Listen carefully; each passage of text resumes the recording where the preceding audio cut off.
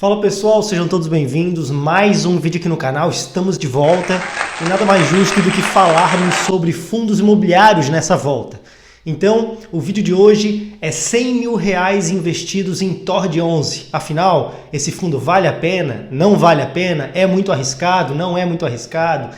É indicado para iniciantes? A gente vai ver tudo nesse vídeo de hoje, tá bom? Então já se inscreva aqui no canal, ative as notificações, deixe o seu like, que agora a gente vai lançar vídeo de novo todas as semanas, tá bom? Sem tirar nenhuma semana, toda semana com conteúdo novo, então vem com a gente. Vamos lá, para começar, o fundo TORD 11, tá bom? Vou falar um pouco sobre o portfólio, depois eu falo sobre o preço dele a mercado, como que tá a negociação, o quanto que ele vai entregar nesse mês agora de julho. Só que primeiro a gente tem que explicar o que é o TORD 11. O TORD 11 ele é um fundo imobiliário, então ele tem investimentos atrelados ao setor imobiliário, só que ele é um fundo bastante amplo na sua estratégia. Então ele é um fundo híbrido, ele tem basicamente, tá? Eu já tenho vídeos do TORD 11 aqui no canal, mas é sempre bom a gente pontuar novamente. Tá bom? No relatório gerencial do mês de maio, tá? Porque o de junho ainda não saiu, ele tinha 19,6% do total do seu portfólio em CRIs, né? Então em certificado de recebíveis imobiliários.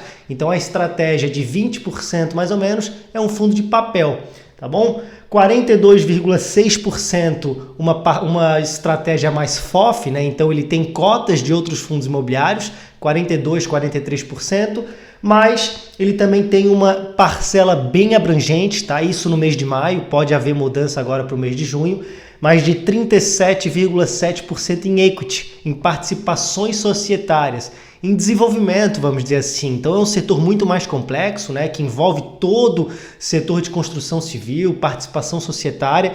Isso traz um risco a mais para o fundo e a gente vai explicar aí se vale a pena ou não para o iniciante, mas a alocação da estratégia é basicamente essa, então não tem uma estratégia ímpar apenas, não tem uma única estratégia majoritária. Tem um pouco de CRI, um pouco de FOF, que tem aumentado também essa estratégia para melhorar a performance no curto prazo, e uma estratégia aí bastante ampla em equity, em participações societárias, o que traz um risco maior para o fundo, tá bom? 49,4% esses ativos estão performados e outros 50,6% não performado, então é interessante ficar de olho, tá bom? Basicamente, maior parcela dessas equities, desse portfólio de fato está alocado em Goiás, né? Mas tem Paraná, Rio Grande do Sul, Bahia, então é diversificado, mas a maior parcela aí em Goiás, ok? No que se diz respeito à estratégia de CRI, gente, aqueles 20% basicamente, olha só que interessante. A taxa média de aquisição em GPM é 16,39%, então quase 17%, e IPCA quase 12%, né? 11,89%, vou deixar aqui na tela para vocês. Então, é bastante alta essa taxa de aquisição, tá? Tem um prazo médio aí de 7, 5 anos, então isso traz uma tranquilidade a mais, só que também nas classes desses CRIs, 90% é subordinada, né? Aquele CRI que sente a inadimplência primeiro, caso ela venha, né? Primeiro sente a subordinada, então 90% subordinada, 2% mezanino, que é a média ali basicamente, e 7% a sênior, né, que é a última que sente a inadimplência. Então, bastante arriscado nesse sentido. LTV, que é Loan to Value, né, que basicamente é a garantia dessa dívida. Acima de 80% tem 67% dos ativos, então é bastante alto também, e nisso espera-se que há mais risco também, porque quanto maior o LTV, maior o risco e a complexidade dessa estruturação dessa garantia. Então, nesses 20% de estratégia de CRI, também bastante arriscado. Os FOF que eles investem, também bastante arriscado. Equity, intrinsecamente, né, já estruturalmente, por definição, já é mais arriscado também. Então, a gente tira por aqui, gente, bastante complexidade desse fundo. Eu já antecipo para vocês que para o iniciante, eu jamais mesmo alocaria. Aí ele vai entregar agora nesse mês de julho agora 17 centavos, e o pessoal ficou abismado com a qualidade da entrega, né? Muito alta, 17 centavos. Então basicamente você tem uma cota, 17 centavos, 10 cotas, R$1,70, 100 cotas, R$17, 1.000 cotas, R$170, 10 mil cotas, e R$700 basicamente. Então, bastante alto, né? E falando em corretora, você vai receber na conta da sua corretora 17 centavos a cada cota que você tiver. E aqui a gente abre um parênteses, né, que a gente sempre gosta de pontuar para vocês também boas oportunidades no mercado financeiro. Falando em corretora, a gente tem a Warren Brasil, a gente já falou bastante sobre ela aqui. A Nubank tem uma mudança aí de rentabilidade dos 100% CDI, que agora vai ser de 30 em 30 dias. E a corretora Warren já começa sendo atrativa porque o saldo dela da corretora já rende 100% CDI. Isso basicamente você não vê aí em corretora nenhuma, tá bom? E além do mais, a Warren é muito diversificada no quesito fundos de investimento. A gente está vendo a renda fixa agora, gente, basicamente remunerando 13% ao ano na Selic, 14, 15 títulos públicos, inflação gigantesca. E a Warren ela tem vários fundos de investimentos, tanto em renda fixa quanto em renda variável, para o investidor, né? Para aquele investidor que quer também alocar um pouco do patrimônio em renda fixa ou em fundos de investimento. Alguns fundos da casa, inclusive, têm taxa zero de administração.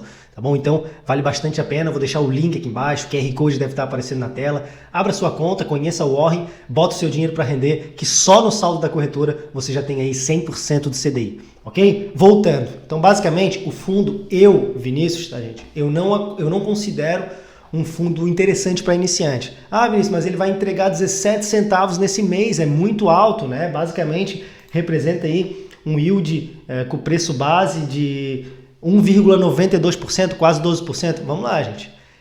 Foi fechamento de semestre, tá? O fundo tinha reserva de lucros, ainda não foi divulgado o relatório gerencial de junho, mas pelo relatório gerencial de maio ele já deixa bem claro que tinha equity performando, que eles colocaram ali em reserva de lucro, e como o fundo é obrigado a entregar 95% do lucro líquido de semestre, fechamento de semestre, o fundo teve que zerar basicamente essa reserva de lucro, tá? Então por isso o rendimento mais gordinho. Mas na minha visão, esse fundo ele não tem, tá, se pagado naquele risco e retorno. Não tem problema nenhum a gente investir em fundos mais arriscados, né? Ao passo que a gente investindo em fundos mais arriscados, a gente espera também que o fundo entregue mais para pagar esse risco que a gente corre.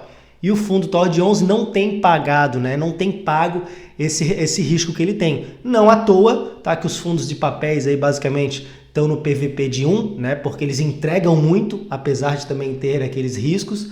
O fundo TORD 11 está sendo negociado a um PVP de 0,61.